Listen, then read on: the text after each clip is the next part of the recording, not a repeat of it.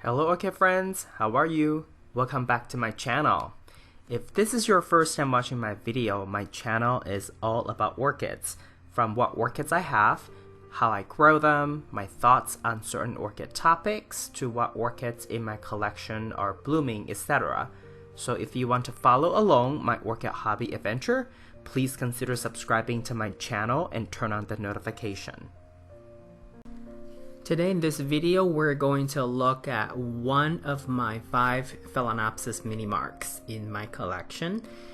I have 5 of them. I purchased them all at the same time, but 2 of them were bigger and the other 3 were smaller, but they're all grown now.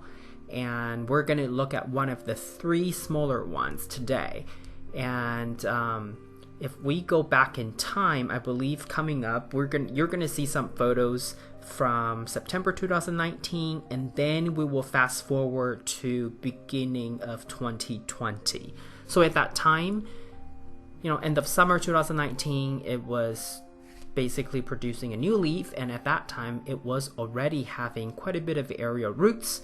I didn't repot this orchid last year, 2019, because from what I could see inside the media, the root system, it was doing pretty well, so I didn't really want to disturb it. And here is a quick overview. The 3 smaller mini marks are still in 8-ounce cup, 8 to 10 ounce. They're pretty small. And then what I do is I will prop them up with a 16-ounce cup, the transparent pot, and then outside of it, I would then use the blue cup, the blue outer cup, just to, block additional sunlight so there's no algae formation, algae issues.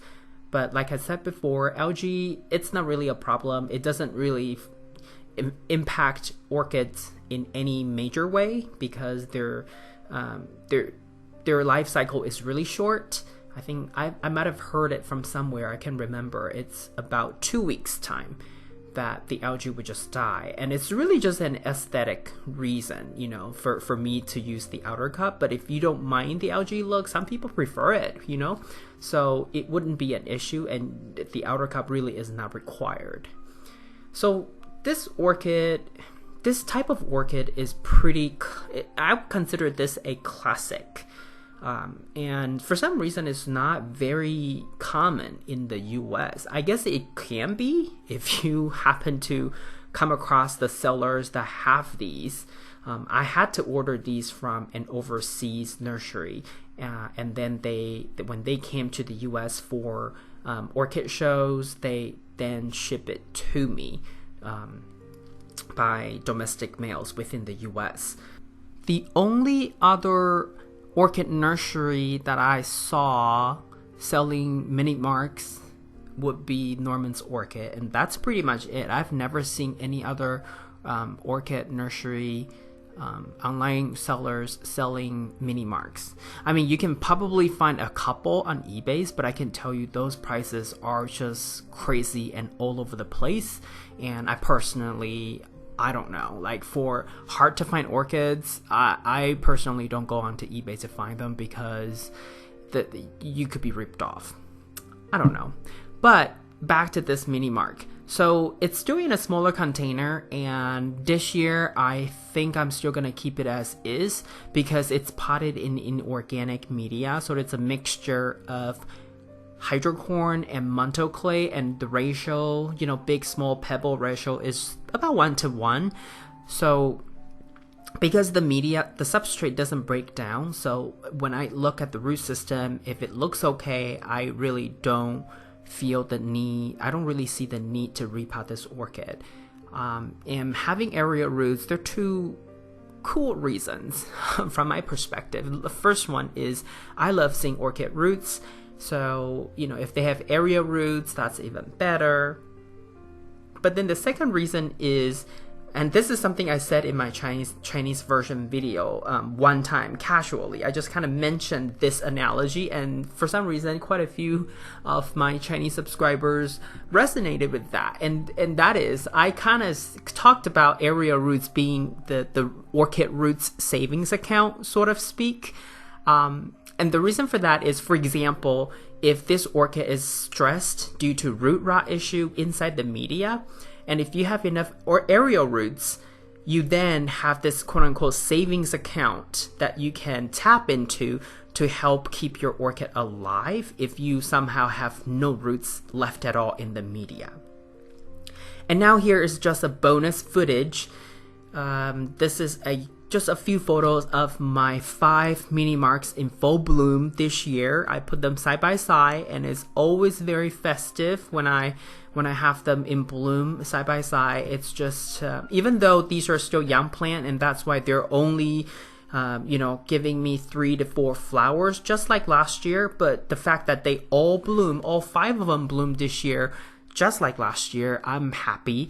But I'm hoping that as they age and they would give me more flower counts. Maybe I do need to repot them next year, but definitely, I'm guessing I won't do it this year because I think they look okay. But I've been thinking about maybe adding more fertilizer. I talked about this last year, but this time around, really for easy watering and easy routine, I really can keep up with which orchid really need 50% versus 25%. So when I get lazy, which I usually do get lazy, I just use 25% for most of my orchids. In fact, probably all of them. There are only select weeks for select ones may receive additional care. But other than that, most of them, they really get 25% quarter strength fertilizer. And all three of the smaller ones gets about a quarter cup, maybe 1/8 of a cup, depending on the season. Obviously, during the summertime, I gave it, quarter cup more water. And typically, the wet dry cycle in my environment for summer would be a week. So, quarter cup each week. And then I would soak it really well with just water at the end of the month. The last watering cycle of the month is when I soak these orchids. Mini Mark is fragrant, but it's not a sequential bloomer. And the fragrance is not very strong, but it does smell sweet and sour at the same time. And sometimes it reminds me of plum wine for some reason. But primarily, I just love the color contrast, that the white and orange plus the tiny dots, the polka dots, tiny dots on the flowers and the petals and sepals. Overall, I still think that it's a very charming orchid. And hopefully, if you don't have one, I really wish for you to be able to find one really soon in your area, because I think it's a really rewarding orchid. And for me to have 5 and have them bloom at the same time, it's just very festive, and it always brings me joy. Like, I always smile when I look at them, especially when they were in bloom. I look at them every day in the morning before I start my work, and it's just, an amazing feeling. And now let's also go to the background of the video and take a look at this yellow mini mark. It's a nickname. I have an official name, but I usually don't remember it, so I have to look at the tag. But essentially, it also has that the orange yellow / yellow lip, okay? And then it also has some tiny dots on the flowers, on the sepals and petals. So in a way, some people call it the yellow mini mark. So I think that's understandable. And at that time this year, it produced a new flower spike, and then it was giving me 6 flowers.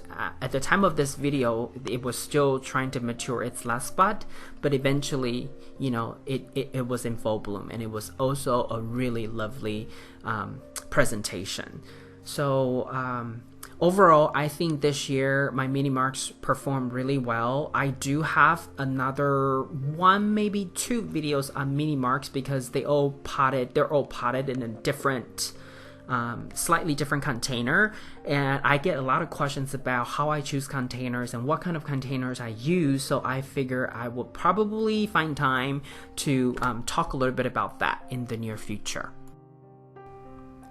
This is all I have for you today. If you like this video, please give it a thumbs up. And if you would like to get more orchid related videos from my channel, please subscribe and turn on the notification. I want to wish you happy growing, and I will talk to you in my next video. Ciao!